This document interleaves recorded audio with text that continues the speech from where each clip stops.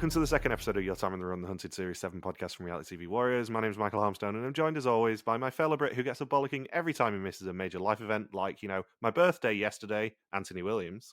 Hello. Happy 44th, mate. Thank you. I mean, I was hoisted by my own petard with that joke constantly. I love how also nobody corrected me on 24. I'm very much not 24. And the lady who has told her children that if they show, she'll blow up at them, Michelle Piss-Dedeman. Hello, good evening. Hello. How was the Australian Survivor finale last week, Michelle? Oh, it was very good. You enjoy yourself? I did. Good. And Ant's been doing 4 gigs on 4 nights in a row, I believe. I am a little bit tired, but at least some of them were marvellous, so I have some good memories. You had a Saturday night was 50% tough. success rate. I did have a 50% success rate. I had 2 beautiful gigs, one that was all right and one that was a bit of a horror show on Saturday night, but never mind. These things happen. Absolutely. And also, on an Anthony Williams comedy note, a lot of the locations in this episode you may remember from when I saw you in Manchester. Yes, yeah. I've stayed at that Hilton as well. Yeah, I mean, that Hilton that obviously Steve got caught very close to is just around the corner from where you gigged. Yeah. And I've seen you. They did walk past the pub where I have parked when I went to see you gigging as well. Yeah. Lots of fond memories of Manchester. It's a literal walk down memory lane. Did you also catch the big Australian news story this week? And No, what was that? that is the fact that you can now buy Tim Tams in Waitrose. No, I did catch that. Yes, I did catch that they were coming over. Oh, Yes. And then loads of people going, they're just posh penguins. What's the big deal? Is that accurate, Michelle? Are they I just don't know posh what penguins? a penguin is though. But Tim So it's Tams like, are do you just get bourbon amazing. biscuits in Australia? No, well, look, if I went looking for things, there's quite a lot of English things here and there, but I haven't heard of those. So it's basically a bourbon biscuit covered in chocolate. I've not tried a Tim Tam, but I am led to believe they are remarkably similar. So I will say, now that I've moved up to Harmstone Heights, there is a Waitrose not a million miles away, so it is a slight temptation if I go near it to go, oh, I might try some Tim Tams. yeah, definitely. Report back Hang next on. week. You call your suburb Harmstone Heights. There we go. I was waiting for Michelle to pick up on that. Harmstone Heights is my family and friends' jokey name for my my house because it is on top of a hill. God, no way. That's cool. On a podcasting note as well, thank you to Rob from Series 5 and Liam from Series 6 for answering the could you fly question. I did ask Rob directly, and then Liam actually listened to the podcast and told me as well. It looked like the rule changed before Series 5, and we just never knew about it. My suspicion is that it actually changed around about Series 3, because they probably changed the rule the same time that they actually let Lee and Hilmar do it in Hunted US. Yeah, that makes sense. They probably saw it and thought, oh, actually, as long as you don't leave British airspace, that could be really cool. We know there were some rules that definitely have changed since Series 3, so my guess is somewhere around Series 3 that rule actually changed. But I don't know for certain. And our favourite hunter, well, mine and Ant's, we know who Michelle's is, Doug also got in contact with us and said the church with the distinctive stained glass window on Laura's Instagram story was the same church that was visible in the imagery of the garden of the Georgian townhouse. It was more of a case of working out direction and distance and what fell in the arcs to find out where the bed down location was. Not shown on the screen was another story on her account that suggested she was in the same place for breakfast, which is why we thought it was an overnight location and not just a stop for food. Yeah, so that answers Michelle's query from last week. Mm.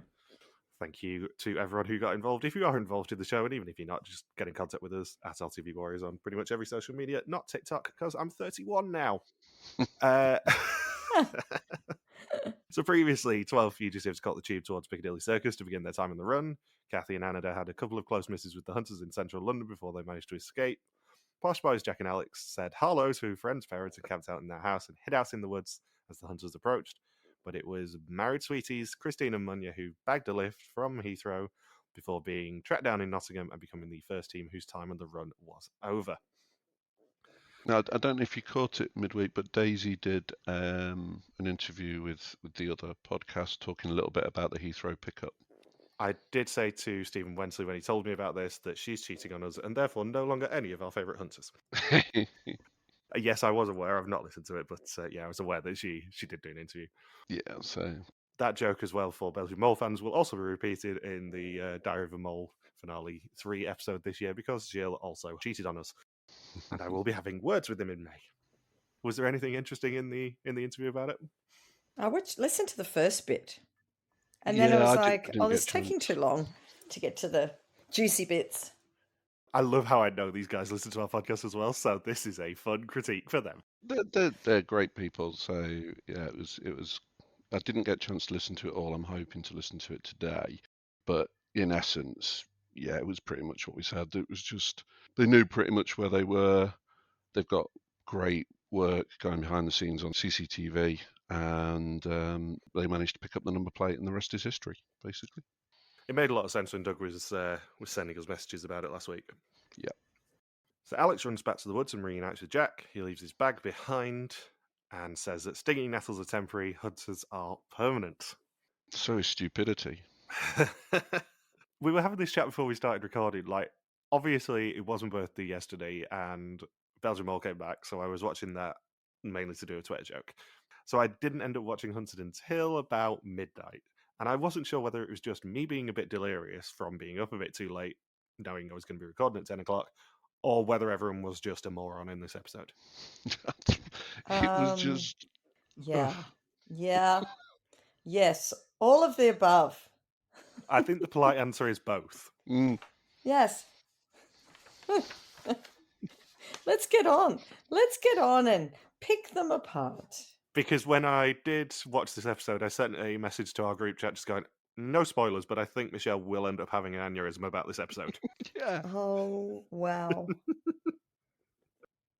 Just wow. So he sees the hunters at the shepherd's hut in the distance, but they separate on day 2. Georgina finds Alex's bag containing £200 in the magic notebook with all of their contacts in it, and she places a quote-unquote covert tracker inside the bag, and they erect a sentry camera facing the hut, suspecting that the boys will return for the bag. Just don't leave stuff lying around, please, fugitives. Stupid. Don't leave anything anywhere, ever. My favourite thing about this is the ending of last episode was Jack in the woods going, I'm really paranoid about this, we need to leave. And Alex going, no, everything will be fine. No one's going to turn up here. What do you think the money came from the trowers? Because they've only done one.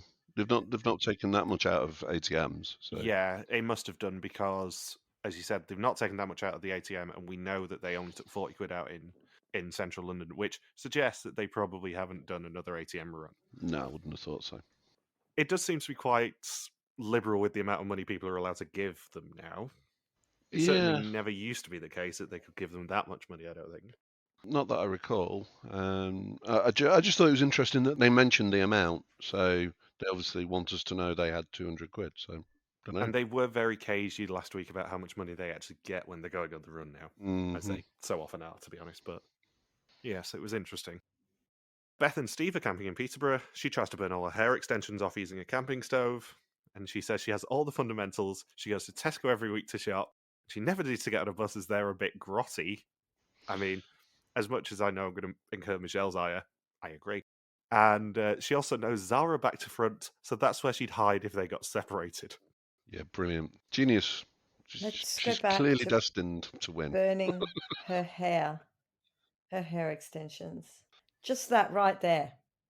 Right there tells you there's an issue. I love how I could just predict that Beth was going to be the one that would irritate Michelle the most.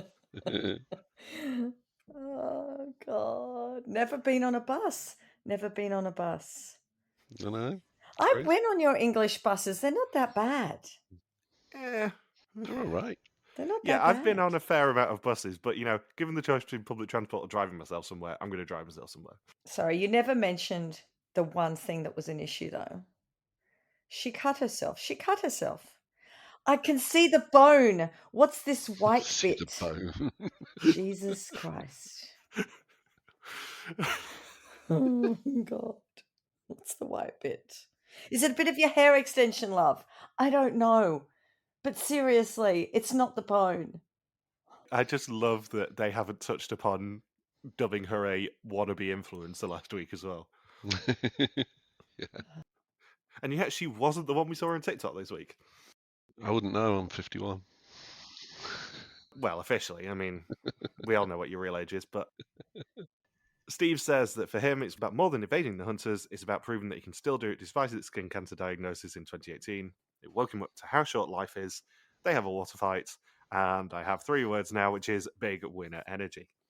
Yeah, that's what I had going on, but that was all coming from Steve, so Yeah. strange. See, I was trying to think back to any posters that I saw in 2022, because I think a poster that I saw was for 2 young women, but there are no all-female teams who are younger than about 70 on this series. Harsh. Kathy and Adam haven't responded yet. Until they do, I'll keep teasing them. So I don't know what the situation's actually going to be with wanted posters. Is it going to be that there's a lot of split-offs this series and then they just merged the poster for 2 girls who got to a certain time? Or because usually they do separate posters. If people split off, Yeah. and they're from separate teams, they will do separate posters. But there was definitely a poster that was 2 20s women on the same one for this series, and I can't think who it was. I mean, I suspect now Beth might be one of them, but I can't remember for certain.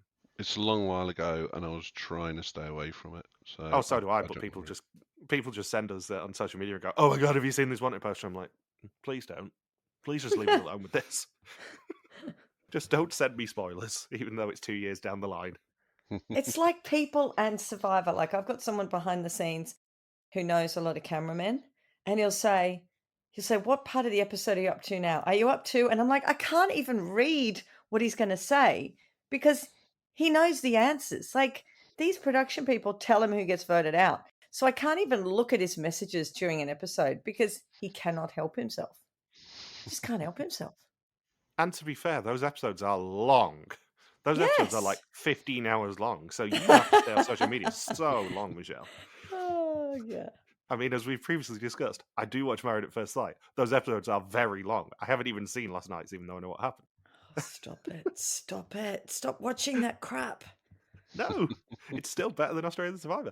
It is never, never. Do not. Be quiet. There's a reason it gets 4 times the ratings, Michelle. Because it goes to the lowest denomination of people who watch it. And there's a lot of them. Well, some of my friends, I mean, one of them you might actually know, Ant, because one of them's a stand-up as well.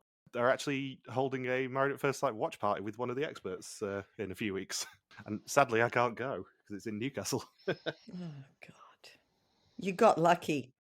I've already seen that episode, and I was going to go to their event, and I can't. It's in aid of Bowel Cancer UK. So Steve decides to give Beth control of their movements for the day, and she decides that they're going to do the logical thing and go and see her best friend, Lulu, in Manchester, where Beth now lives.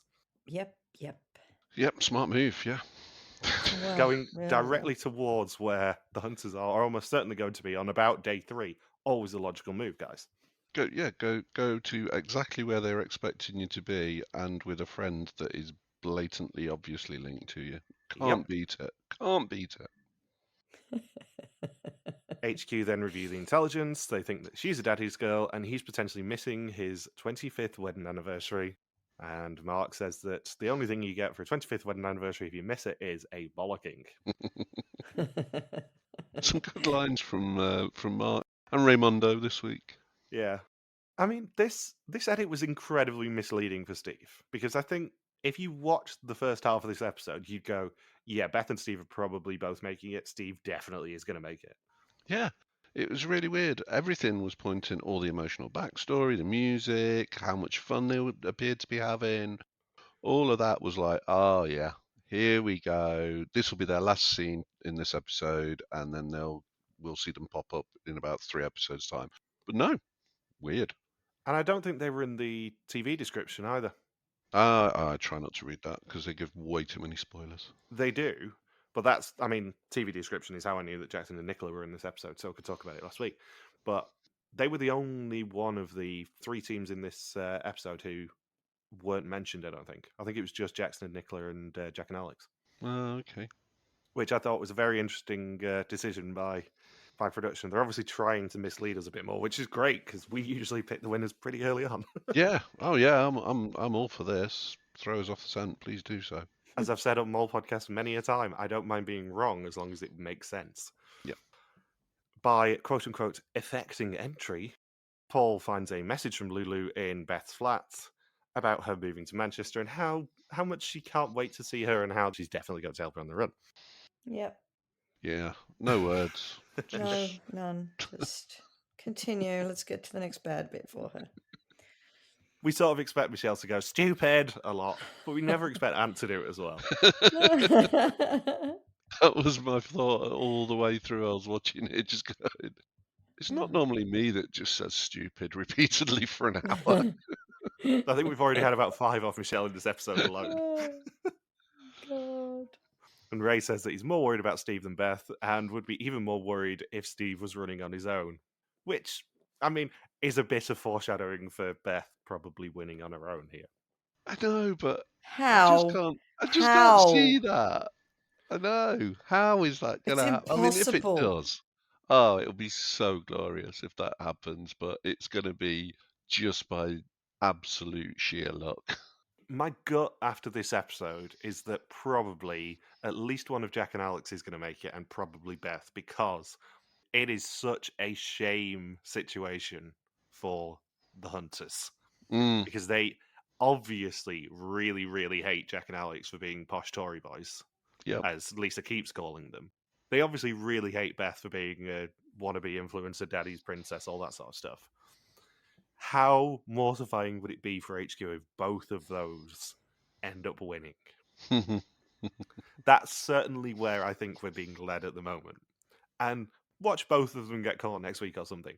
But that's certainly where we're being led by the edit at the moment, I think. Well, yeah, it has to be.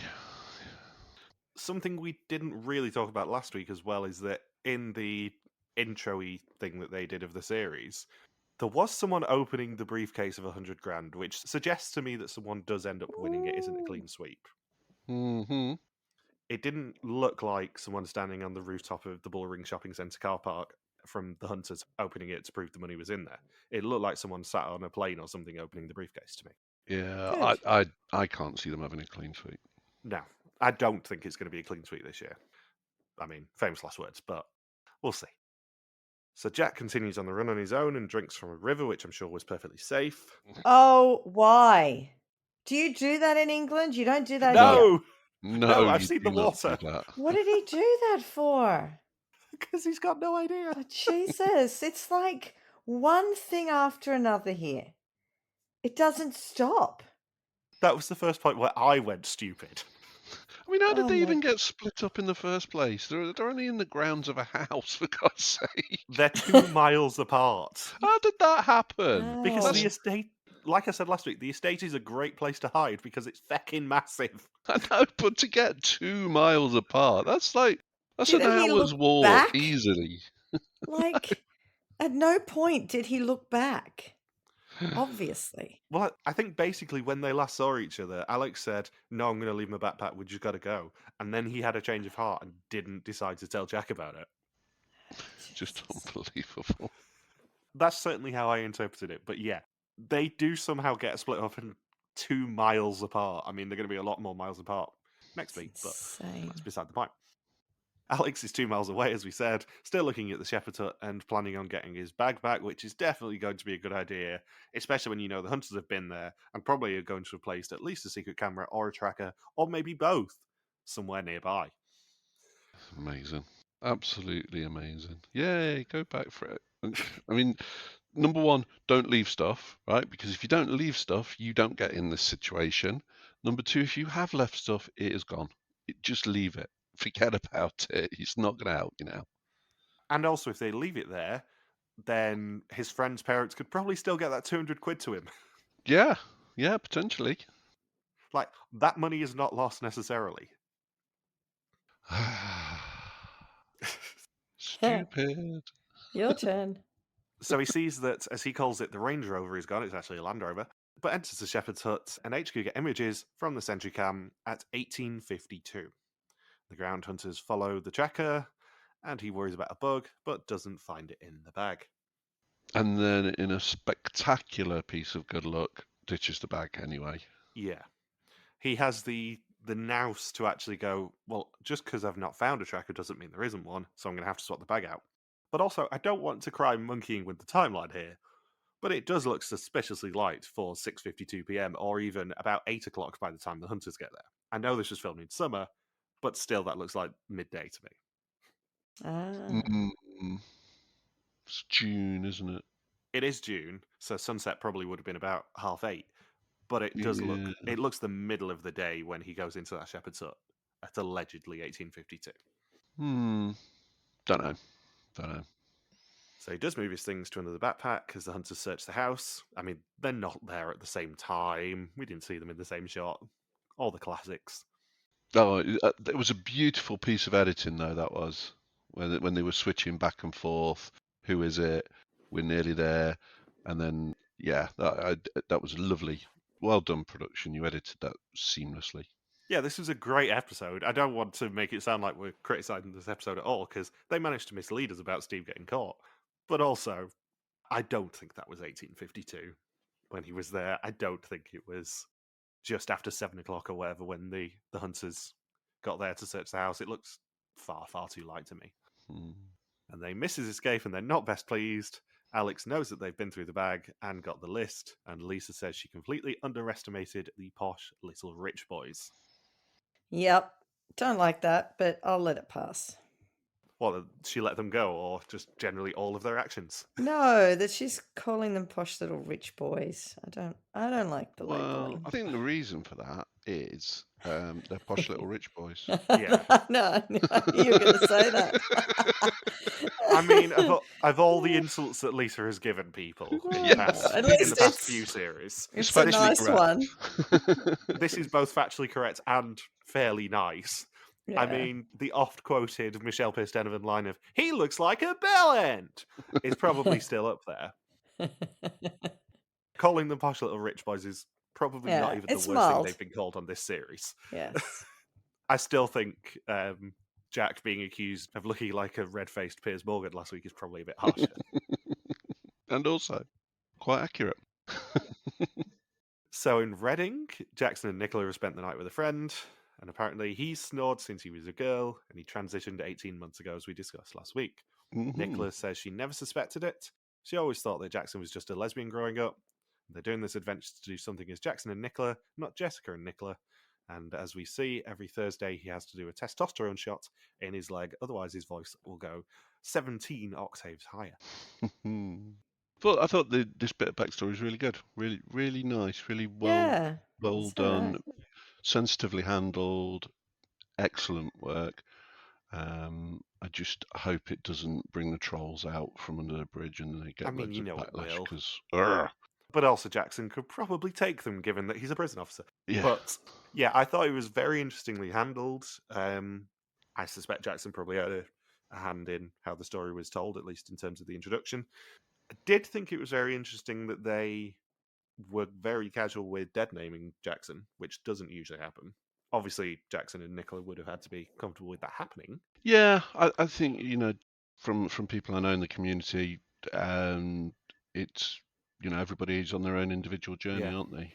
So, I thought it was done really, really nicely. Oh, they handled it beautifully. I just thought it was very interesting that they did make that decision, because usually in this sort of a story they don't. Yeah, I think, like you said, absolutely. I would imagine Jackson wanted his story to be told, and they've done it in a really, really good way. I also think it's really interesting that at this point, we're probably 3.5 years into Jackson's transition. So this is over half of the transition ago. Yeah. HQ find out looking at Jackson's social media about the transition, and they're worried about the strength of the pairing. Ground hunters find a notebook with loads of information in it in Jackson's house. Hang on. The second notebook in one episode. I know. Have you got me on? Like, seriously. Second in one episode? What is wrong with these people? Seriously.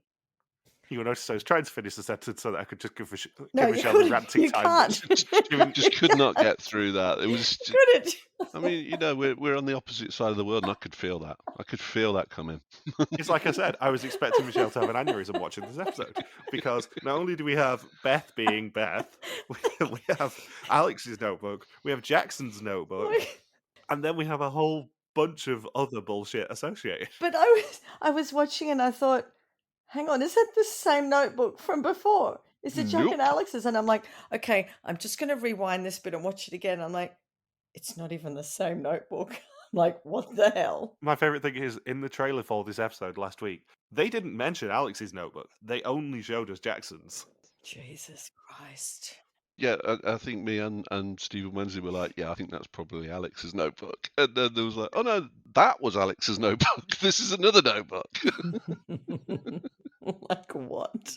What are these people doing? Please, if you ever go on this show and you're listening, if you've got anything written down, it has to be on your person. From the minute you write it down to the minute you get caught or win the game, you cannot leave anything lying around, please. Or, even better idea, memorise the numbers. Well, yeah, just don't have things written down. But if you've got to, don't let them leave your person. Like, not to get too memory nerd about this, but there is a reason phone numbers are formatted the way they are, and that's to make them memorable. The human brain can remember 6 numbers at a time in one go. So just remember it in a 5 and a 6 in the case of most mobile numbers. Simples. Jeez Louise. We then get a brief update on the 2 pairs that we're not going to see this week, which is Kathy and Annadette and Sade and Cameron. Kathy and Annadette are still inexplicably in central London. I know, we didn't get a clear timeline, did we? We're somewhere between days 2 and 5, I think, at that stage. So who knows how long they're in London. They maybe just spend the whole 3 weeks in London. Who knows? And they're pretending to punch the chief. They are funny. Yeah, I do they like are. these. And I think they are going to end up being our banner just with them giving, well, with one of them giving the double bird to the hunters whilst looking at Tower Bridge. But yeah, I thought it was interesting we actually got a reminder of their existence. I don't know whether that feeds into maybe them doing better than we'd anticipate.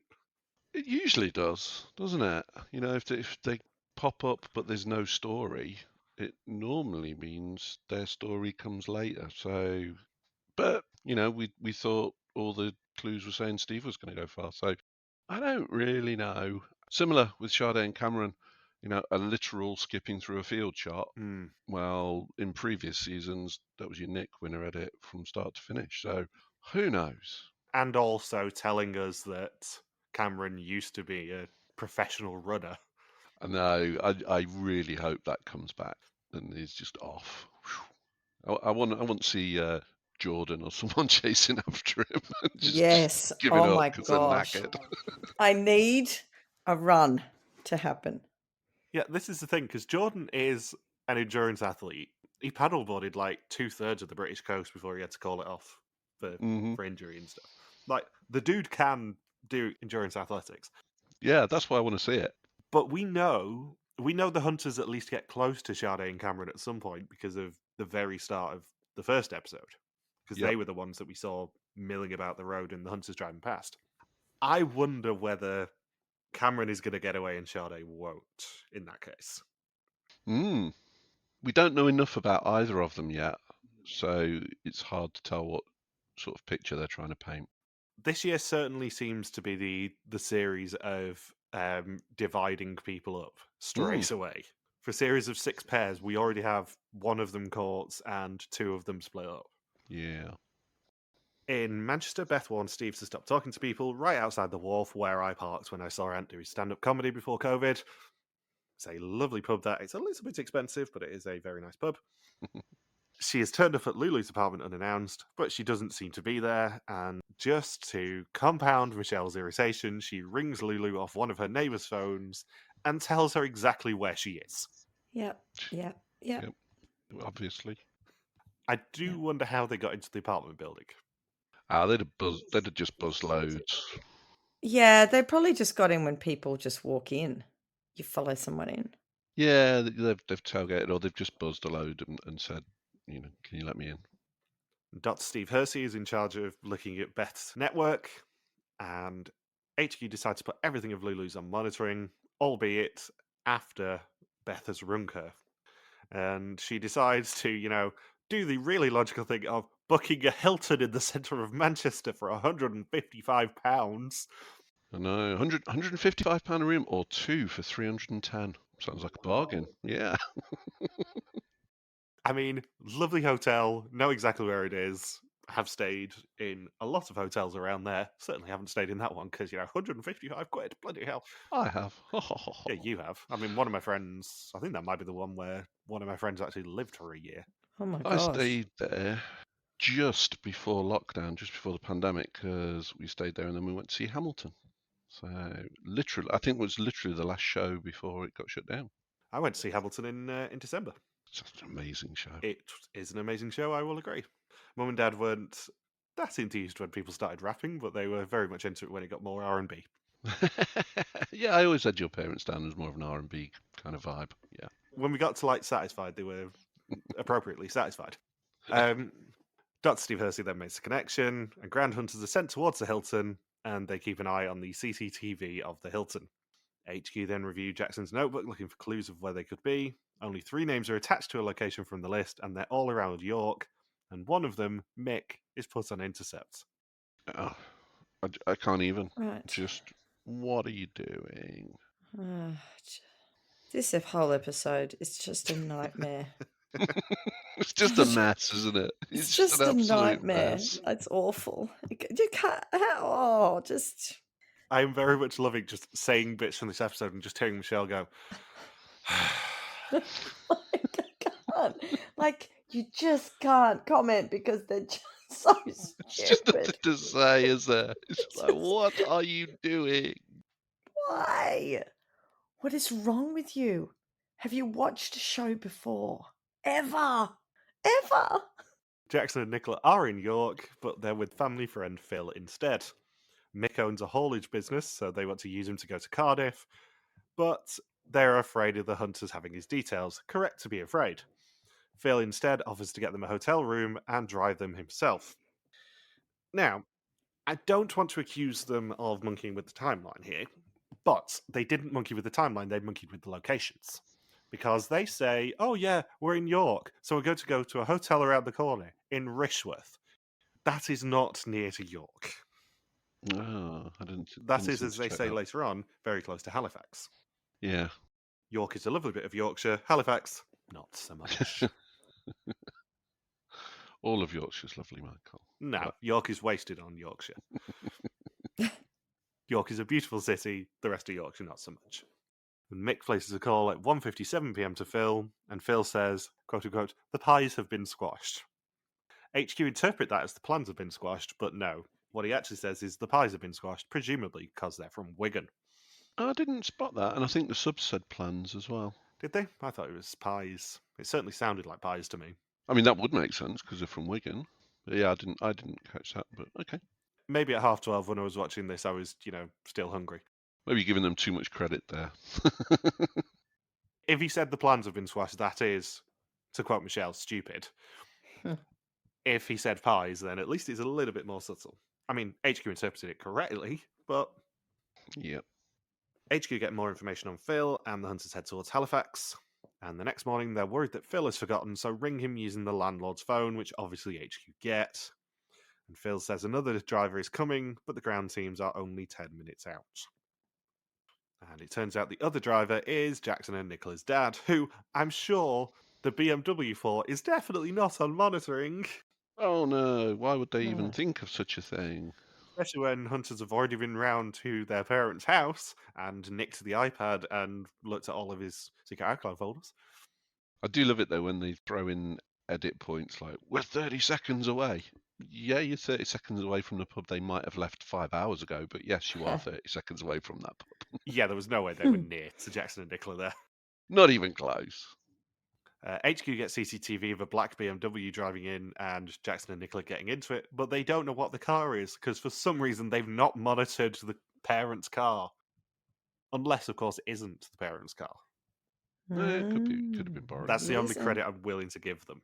Yeah, I mean, to be fair, there was stupidity on both sides in this episode. There were points when I was like, "What? What are you doing, hunters? You could have easily done that." Yeah, it seems like a rookie move if that is Jackson and Nicola's dad's car. It seems very stupid. Yeah. So in Manchester, Beth and Steve are having a spa day. And then she said, "Oh, maybe we can still have a swim, like go to the pool at what? Lulu's place." I'm like, "Wow, okay, stay a bit longer there, then go to the Hilton to do something else." Yeah. And the beautiful line from Beth: "The hunters won't think I'm stupid enough to do this." No, they know you are stupid enough to do this, Beth. We all know you are. On the Beth winning thing, I think it would infuriate the hunters a lot more if she does stuff like accidentally escape behind a bus and not realize she's doing it.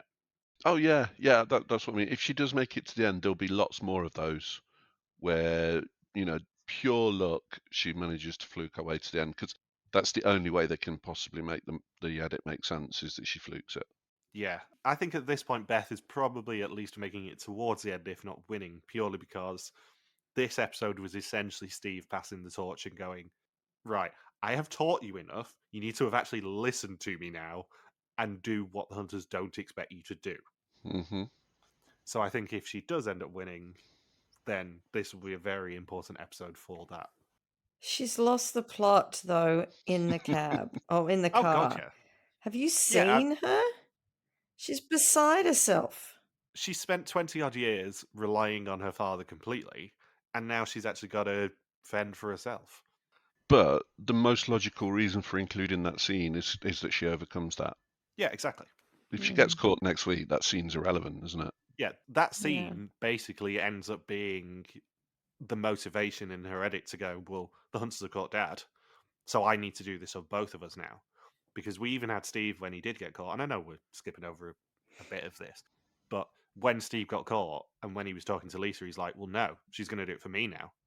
Mm. As long as she's still in the game, we still have a chance. And they would not have put all that stuff in if she ended up getting caught straight away, I don't think. I don't think so. It's unnecessary if she's about to get caught. So HQ get CCTV of Beth in the Hilton, and James and Jordan are once again sent in to investigate because there's no other ground hunters. And it appears that it's already the next day, and the hunters are just going to try and get them coming out of the main entrance at checkout time. If they show, they blow. So to blend in with the crowd, 7 series long hunter Jordan decides to wear civilian clothes, and James, who arguably they've never seen before, hides around a car park entrance, in the more subtle place. Yeah, exactly that. They have no idea what James looks like. He's in civvies, so he decides to position himself where his best view of what's going on gets continually obscured by buses. Genius. Brilliant. I was thinking this when I was watching the episode, that actually the hunters' main asset is, because they have such turnover and because they bring in new people to be ground hunters every series, the fugitives don't know who they're looking for. Yeah. And in that situation as well, they're super paranoid, so they're going to think anybody could be a hunter. So actual hunters are not going to look any different to anybody else. It was just bizarre. Like, why are you hiding behind a wall, James? What's the point of putting in civvies on then? If you're going to do some covert surveillance with any of the ground hunters, you don't do it with Paul and you don't do it with Jordan, because they've been around forever and everyone knows who they are. They are the two hunters you don't do it with the most. And actually, probably Georgina, because she did both series of the heist, then the last 2 series of this. And, you can probably hear her before you see her because she's got a very loud voice. The whole way through this scene, all I was thinking was, Beth's going to sneak out here. They're building this far too much. No way are they going to catch Beth at this point. And also, those Manchester buses are not very tall. They are single-decker buses. Like, there is no way that you can really sneak past using one of them unless you're doing it completely fluky. It's a very bad spot for them to do surveillance on. Yep. And arguably, it's probably dictated by where they can actually film, but, that's me looking behind the curtain a bit too much. So Beth and Steve plan to leave 10 seconds apart in case the hunters are there. They're not allowed to leave via the back entrance, even though they did ask nicely. Yeah, I mean, 10 seconds separation, that'll definitely throw him off the scent. Yeah, whole 10 seconds. Oh, yeah, no problem there. I mean, the hunters do only work in single cars, so, one person, they're not going to be able to catch both of us. Not with a 10-second gap. Come on. The better plan here would have been to have Steve chill for half an hour or whatever, and then at least there would have been a chance that both of them could have got away. Yes, they might have ended up splitting up, but they could have come up with a rendezvous point. Yeah, I mean, and that's the way to do it, isn't it? Let's meet up in a couple of hours. We'll go completely separate ways to the rendezvous point. That way, if they are on their tail, only one of them is likely to get caught. Also, revolutionary idea, just because checkout is 11 doesn't mean you have to leave at 11. I know she wanted a nice breakfast, but maybe don't both leave at 11 o'clock. So, unfortunately for HQ, James's view of reception is obscured by the bus. The bus leaves, and it appears that Beth has got away from them. However, Jordan does spot Steve and tails him. He has eyes on approaching the car park, and Steve is still oblivious, and his time on the run is over. And he can't believe it. And neither can we, because that edit did not say Steve's getting caught today. And Beth realizes that Steve has been caught, and she doesn't think she can do it without him. And this storyline could have been seen a mile off. Oh, like I predicted last week. Did predict, I believe, that Beth and Steve would end up splitting up, and that the boys would as well. So, great episode for me. And Lisa promises that she will return Beth home and put everything in to make sure that Beth returns home immediately. And the episode ends as Beth cries in the car, realizing that she's going to have to go it alone. Cries? She loses the plot. The interesting advantage that Beth does have, and it was something she mentioned in her little sobbing fest in the car, is that Steve had all the maps, which isn't necessarily a disadvantage for her. No, because it means she's going to have to scrap anything that they had planned, which is great, because if they've left any other clues elsewhere, which they probably have, let's be honest, they're no use anymore. So she's going to have to start from scratch, which is the best thing she could do. And also, despite what Michelle's inevitably going to say at me in a minute, Beth is actually quite personable. If Beth does a kindness of strangers idea like Nick did, she's going to win. If Beth just relies on people she has never met before and just charms them, which I think she probably has the potential to do, then she's going to end up getting to that extraction point. Yep. Yeah. But it's going to be seat of the pants, total fluke. Something will play out that she tries to do something, it fails, and as a result, she does something completely different, which will be what gets her through. Yeah. She's going to have a lot more self-confidence and self-belief to do it, but I think that Beth can absolutely do it. And obviously, I don't know any spoilers or anything, but I would at this point put money on Beth winning, I think. Yeah, I wouldn't bet against it. You have a lot of faith. I have a lot of faith in the edit, Michelle. I have no faith in Beth whatsoever. Yes. That's where it comes from. The problem that we have is after 8 years of watching this show, we know how the edit works quite well. They can occasionally surprise us, like with Steve getting caught, but we have a reasonable idea of where these things are going to end up going, I think. But please prove us wrong. That's the best thing that happens when we're like, did not see that coming. Yeah, I mean, if this is just setting up for a Kathy and Anna to win, I am very much here for it. So next time the hunters get closer to Beth, Jack boards a plane, and Jackson and Nicola hide in a fun fair. Some good locations, should be fun. Which suggests to me that probably we're not going to get introduced to Sade and Cameron again, and probably we're not going to see much of Kathy and Anna, so they're probably doing quite well as well. Yeah, you would assume so. Anything else you want to say about this episode? I just can't remember an episode in the past where there's been absolutely no redeeming features. Yeah. It was a fun episode, but there was nothing in that episode where I was like, nice, good, I like that, from either side. Yeah. No, nothing. I mean, this episode did have a distinct lack of Doug, which Yep. is a major negative for us. We did hear him at one point in the episode, but we never saw him. And I'm sure Michelle is heartbroken we didn't see that much of Daisy either. Or And- Dr. Donna, really. And Yeah. there's a distinct lack of brain power. Total brain power. Sorry. I will also say, when I was driving my brother down to mum and dad's yesterday, we were talking about the fact that we're recording Hunted this morning. I said Michelle was on top form on Monday, and then we were talking about you talking about Daisy, and he did start laughing when I did the impression of you going, "She's a bit of all right," as you English people would say. Yeah, you would. Right, thank you for listening to our Hunted recap. We'll be back this time next week for another episode. Don't forget you can contact us on Twitter, Facebook, YouTube, or Instagram, where we're at RTV Warriors, or you can email us and contact at rtvwarriors.com. Anthony is on the artist formerly known as Twitter at Pulseboy. Michelle is Bear333333333, and I'm MJ Harmstone. We will see you next Tuesday for episode number 3. But with that, for this week, your time in the run is over. Bye-bye. Bye.